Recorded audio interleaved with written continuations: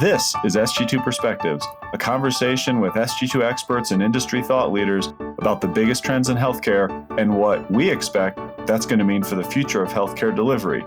We're at the pinnacle of the hype cycle, Trevor. You just see it in the popular press. And I'd say even we're starting to ebb a little bit off that pinnacle towards this disillusionment of tech adoption, where we're starting to get a little bit real with it.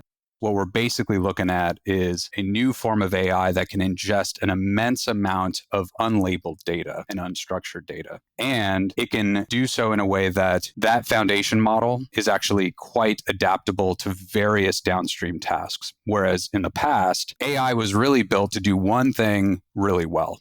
Welcome to Sg2 Perspectives. It's your host, Trevor DaRin. I'm really excited because we're going to try a slightly different format with today's episode. More debate between our resident virtual health emerging technology expert, Andrew Rebhan, and Justin Cassidy, who's an expert in many, many things and covers so many fields that he wanted to jump in here and add his perspective to Andrew's. Thank you both so much. Let's dive right in. Andrew, I'll go to you first. We're going to be pretty focused on the potential impact of AI at health systems and across the healthcare industry.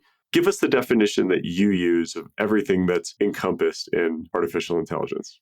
Lots of debate on this particular issue here when we come to definitions. It is quite simple. I just think of artificial intelligence as a concept of machines increasingly being able to replicate human behavior. That can mean a lot of different things, but ideally the AI term is an umbrella term, and there's a lot of subfields and techniques that fall under this. I think of those subfields really falling along a spectrum of what we might label more rudimentary or maybe simpler forms of artificial intelligence. And this is debatable for some. They may not ultimately think of this as true intelligence, but there are means of decision tree logic or expert systems or robotic process automation that, in my mind, are still under the AI banner. And then on the other side of the spectrum, you're dealing with machine learning capabilities, deep learning, and neural networks. This is a truer push towards that goal of artificial general intelligence or systems that really replicate human thinking and behavior.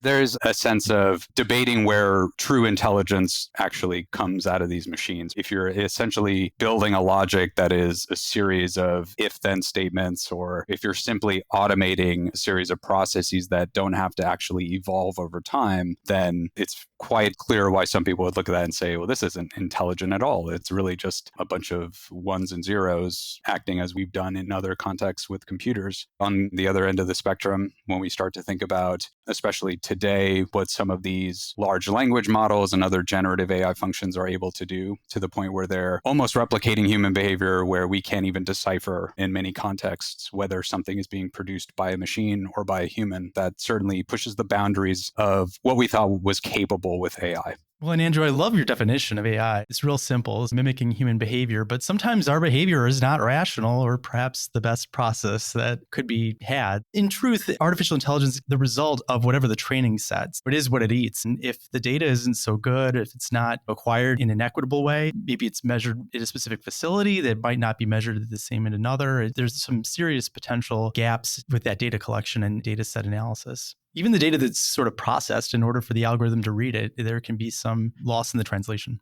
All right, we've been talking about the potential for AI in healthcare for a long time. What's new now? Help me understand why this topic popped in the last 6 months or so. It had been maybe a little dormant for a while. We obviously don't want to lose our listeners by getting overly technical. What we saw at the end of last year was the ChatGPT craze. This really pushed a lot of AI capabilities into the mainstream. Outside of the term ChatGPT, you're likely to have also encountered the use of the term LLM, which stands for large language model, and also generative AI. There's these newer terms that have been thrown around quite a bit lately. Naturally, we wonder, how did these come about and what's different about them compared to what we've heard about AI use cases in the past? Where a lot of this new energy started around ChatGPT and generative AI is actually based on research that comes from organizations like Google and Stanford University. Long story short, they basically figured out how deep learning and neural networks can actually become quite advanced in terms of how they're trained and how they ultimately produce output. Building on what they termed as foundation models, what we're basically looking at is a new form of AI that can ingest an immense amount of unlabeled data and unstructured data. And it can do so in a way that that foundation model is actually quite adaptable to various downstream tasks. Whereas in the past, AI was really built to do one thing really well. If you had an AI model that was built in the past around sepsis prediction, that was the singular narrow task for that AI solution, and it probably was not going to do much else beyond that. A foundation model, on the other hand, is ingesting tons of information. It's basically a generalized model that we can now use for any number of kind of downstream tasks beyond just some single narrow domain. So we're really creating new AI here that is very adaptable, very diverse, but also given its size, given that a lot of these large language models, for example, are dealing with hundreds of billions of parameters, if not more at this point, we are dealing with systems that are very powerful and are able to produce output like we've seen with ChatGPT, where it's quite impressive in terms of what it can ultimately do. Justin, do you want to add anything? There's a couple of reasons that why now. I think that number one, ChatGPT passed the Turing test, which was the traditional mark for artificial intelligence. Essentially, if you can have an intelligent conversation with a computer and not realize it, you pass a Turing test. This is a traditional mark of cybernetic entity. That's number one. So it's the generative AI that's what's new. And in healthcare, why now? I think that we've forgotten some of our lessons learned from other players that have been in the game for a while, like IBM Watson and their overhyped promise that never really delivered. And as an industry moving forward, there's a lot of excitement, a lot of enthusiasm for this being a huge workforce win. It's also just, we're at a point in time in healthcare where many of our health systems are struggling to make margin. And this might be a workforce workaround to help reduce burnout, stress on our providers, and perhaps also increase the bottom line. Justin used a word I'm going to come back to, an overhype. It's really hard for me to tell as a layperson. You've forgotten more about AI stuff than I even know. Is it overhyped or underhyped right now about the potential? We're at the pinnacle of the hype cycle, Trevor. You just see it in the popular press. And I'd say even we're starting to ebb a little bit off that pinnacle towards this disillusionment of tech adoption, where we're starting to get a little bit real with it. Part of it's coming from a string of new potential regulatory hurdles. Number two is lawsuits that we're already seeing in other industries, labor workforce strikes, and particularly in creative industries, where you're starting to see folks such as screenwriters start to say, hey, I want some protection that my writing is not going to be ingested into a large language model, or my image might not be captured by a studio and then replicated ad nauseum as an extra without any pay or downstream. There's a lot of examples of that. There's also the potentials for harm that are starting, or perhaps haven't really happened yet, but will happen and will receive lawsuits. And then finally, I think that there's significant hesitance that we should have for opening up new back doors into our systems that could lead to cyber attack or other types of compromising of patients' protected health information in new ways. What we type into those AI chatbots is never really forgotten. And in other industries, say folks that have typed in plans for cell phones, for instance, engineers, those have been ingested and then regurgitated by the chatbots. Some of our savvy health system members are already starting to put guardrails. They're blocking the IP of ChatGPT on health system networks, also cognizant of the fact that their health system employees are accessing these tools on their own cell phones, reminding their workforce that you should be mindful of what you type into these bots and the resulting information. Give it a human gut check. Does it pass the sniff test? Is it clinically relevant? Is it actually good information? Is it just something that sounds really good, but is not exactly congruent with current medical practice? We're getting pessimistic, Justin, today. I'm very pessimistic. Yeah. But on the other hand, there is significant promise, regardless of whether you think it's overhyped or underhyped. The fact that ChatGPT got 100 million active users within a year, that's rather incredible. I would be curious to know how many of those 100 million are still using it regularly, in particular those that are not in marketing.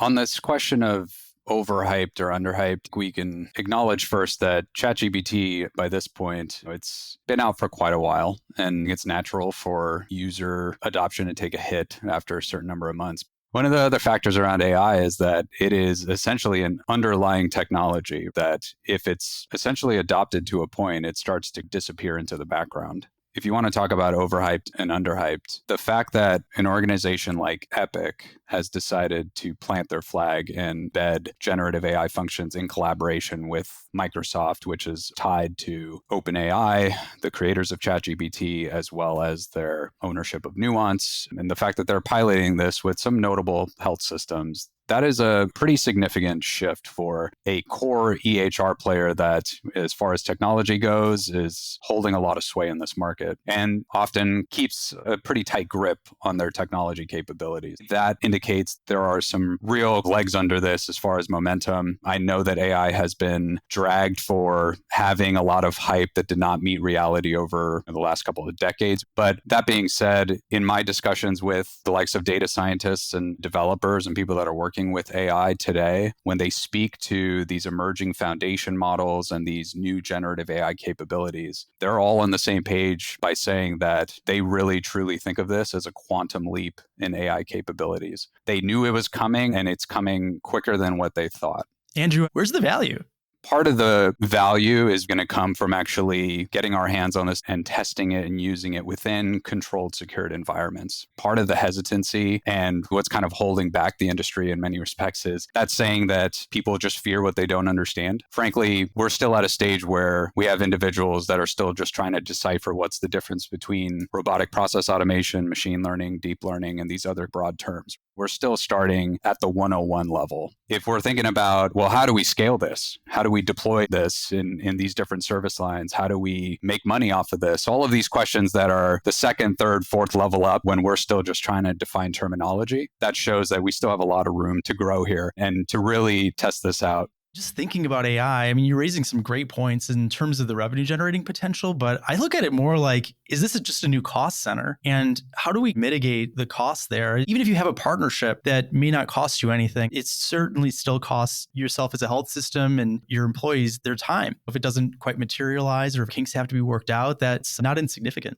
I don't think any technology investment is without its potential challenges as far as costs and time and workflow and all of those common sticking points. On the flip side of this, my perspective on AI broadly is that we have been hearing of the same deep-rooted challenges in healthcare for many years that seemingly go on with no end or no solution. And I'm talking about challenges like our staff is burnt out. We're dealing with too much data. We have too many messages coming in through our patient portal that our staff can't address realistically. We have capacity challenges, runaway expenses in other parts of the business. We are dealing with more complex care delivery. And there's just this constant string of issues that, in my opinion, if it's done the right way, and that's a big if, artificial intelligence has that capability to tackle several of those deep-rooted challenges in a way that is increasingly unrealistic for human beings to do just on their own. When it comes to matters of dealing with capacity or dealing with clinician shortages, this is not something that you solve just by hiring more people or just growing into a new market. It's just not always that simple. But if we could think of the appropriate ways to embed some of these new forms of AI, that really starts to chip away at some of these long-standing challenges.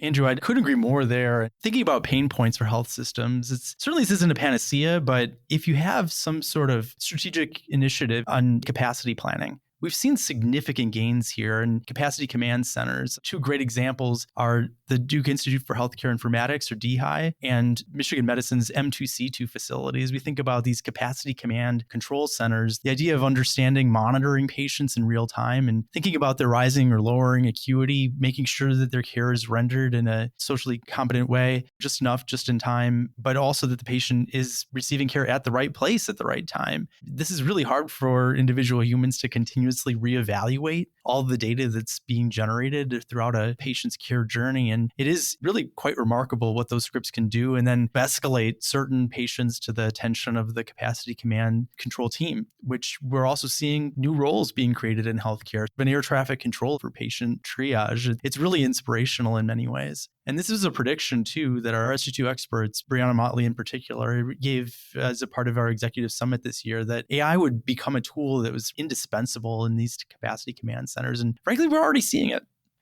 Let's go down a couple tangents on a couple other potential applications that probably each have their own potential hype and maybe overhype. Let's start with clinical applications. One of my first questions was around, we've heard about the potential for a long time, and at least in my simple mind, it had been a decision support tool for clinicians. Where do we stand with that today? It seemed like that got bunny hopped as a potential option. Is it still on the table? What are some of the challenges and opportunities there?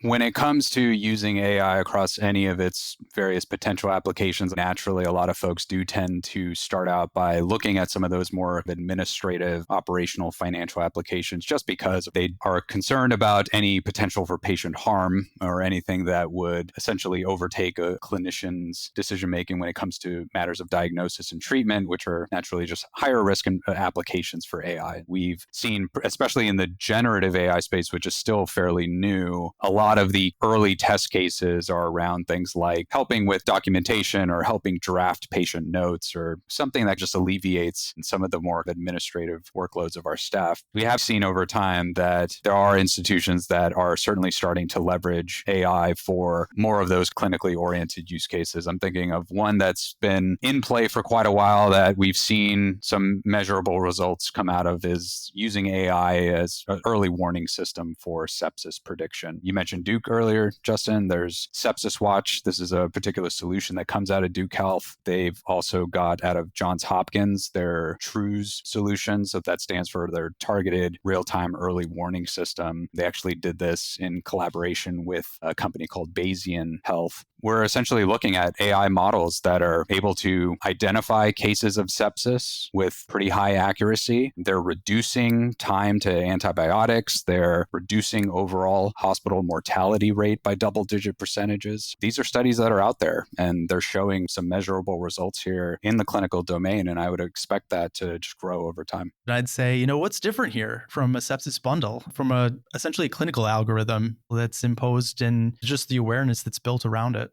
That's a good question. If we start to think about how these newer foundation model capabilities have expanded the scope and scale of the amount of structured data that you might get from an EHR that is typically used for a risk prediction score, but now we're starting to incorporate an immense amount of unstructured, unlabeled data as well from some of these models. We've seen the magnification of the capabilities of an AI once it's just able to ingest more data, and that magnifies the performance of the model. I would assume that we would start to see another evolution of some of these capabilities, because those examples that I brought up from Johns Hopkins and Duke Health, that was stuff that wasn't necessarily focused around generative AI capabilities or some of these newer foundation model capabilities. Those are just existing AI functions that we've had for a number of years that are very valuable. They've just been overshadowed over the last year by this new ChatGPT craze. I couldn't agree more with the examples that you gave, and certainly the metrics are really astounding, the improvements that they've had. Another that's been in the press recently is UC Davis. They've done an excellent job improving quality for sepsis with some of their AI scripts, but they've also gotten some negative press. Papers published on essentially taking away nursing control from these AI scripts, and it sort of bristled the workforce in the wrong way. Nurses felt compelled to do certain activities on patients that were experiencing leukemia on top of what were supposedly signs of sepsis from the artificial intelligence, but the increased white blood cell count was due to the underlying cancer. And nurses felt compelled to take blood draws, screen for sepsis, even though they knew it wasn't there.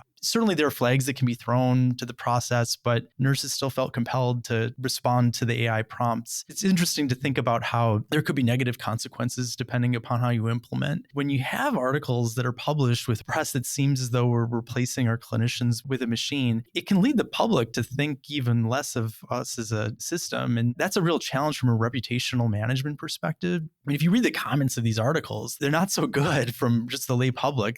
We're having an algorithm tell a nurse who should know best for his or her patients what to do. So it's kind of interesting. Do you have any thoughts, Andrew, on that risk management? Yeah, that was coming across my mind when you were talking about some of the nursing pushback. Is that was a failure in change management and having a strategic implementation approach to this. As we go about implementing, sourcing, evaluating AI solutions, we need to have the ultimate end users at the table being able to weigh in to determine how can this be used? What is the problem we're trying to address? How does this influence our workflow? Is there room for customization depending on each user? There's many types of questions decisions that we should be planning up front rather than just simply deploying a solution and hoping it works. I would assume that organizations, if they're running across that kind of resistance from their staff, it's likely something where they need to look in the mirror to see, how did we actually go about deploying this, and did we do it in a thoughtful way? On the patient side, that is fair. I've seen a couple of surveys now that have noted generally you've got anywhere from 65 to 70% of US adults that are very uncomfortable with the idea of their doctor relying on AI for treatment decisions or care delivery decisions. That top line metric is not the most positive, but we've also seen that there's a bit more nuance to that data when you start to actually break down specific applications. So patients are typically more receptive to the idea that an algorithm could help with analyzing their patient history to make sure that their doc is actually informed about what they're doing in a given care encounter. They're probably not going to be as comfortable with the idea of an AI helping with surgery or something that's a bit more intense or treatment intensive. There's differences there. We also need to account for differences in demographics. There's a study out of the University of Arizona that showed that patient trust can be directly impacted by age. It could be impacted by whether a patient is religious or not. It could be impacted by their political affiliation, by their race. So there's lots of different ways that we can split that data. Even if the overall metric shows, we still have a lot of room here to build trust the appropriate way. For one, informed consent is going to be a big deal here. Anytime AI is used or involved in a patient service or patient care or patient interaction, patients need to be told that upfront, and they need to be able to opt out of that. We need to build that sense of transparency to ensure that patients are consistently informed and educated and aware of how AI is affecting their healthcare. And Trevor, these large language models, can they answer the questions for qualifying exams for individual specialists? And you can see that the medical specialists, it tends to do a much better job than the surgical specialties. There you see a difference between the art and science of medical practice. Certainly, the more technical, skilled types of procedures and so on, it's just going to be very difficult for AI to make a big dent there early. But the diagnostic activity, it's certainly going to be sooner rather than later. And some specialties, it's already hit quite hard, in particular radiology and pathology. Those are areas that are just terrific promise, and it's automated looking at certain images or doing more repetitive types of tasks. And there the script really can get a heads up over a clinician, because instead of viewing hundreds of cases under one's experience, it may have experienced millions. So it might be able to see much more nuance in those types of diagnostic activities. In that particular use case, there's definitely some research out there that does indicate when it comes to analyzing chest x-ray images for looking up something like acute respiratory distress syndrome, an AI on its own can actually outperform the human in terms of accuracy, sensitivity, and specificity. But when you combine the two, particularly when you've got an AI that can fairly autonomously navigate a large volume of images, but can defer to a human for the complex cases, that's where we actually see not only the highest level of performance from those measures like accuracy, sensitivity, and specificity, but we're also seeing dramatic reduction in the need for physicians to view all of those images. We could see double-digit decreases in the amount of images or screen reading workload for the humans to ensure that they're able to kind of focus on those more complex, higher value cases, and they could let the AI more or less handle the fairly straightforward cases.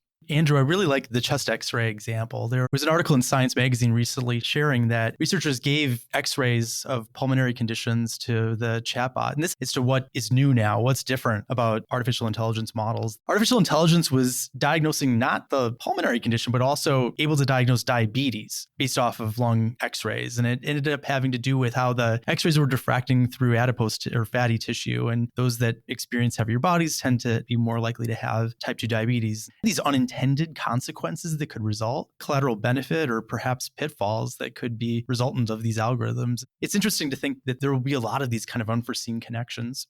Okay, lightning round. What's one hurdle or maybe the next milestone you're looking for that's going to tell you the path, trajectory, timing, potential low-hanging fruit of where AI is going to make the first impact? Justin, I'll go to you first. You have to look at the industry liquidity right now. Who has cash on hand to actually fund these models? Because you're going to have a significant upfront expense before you see any downstream payoff. Look at our margins as an industry. Healthcare is barely scraping by. We don't have a lot of cash on hand. We're already worried about our bond ratings. And I don't know if this is exactly the time for most systems to be investing. Now, large academic medical centers, your researchers are already very involved. You already have partnerships with industry, and that's really awesome for you. But I think about a lot of the smaller health systems that we interact with, and just the tyranny of the present might detract away from this investment in the future.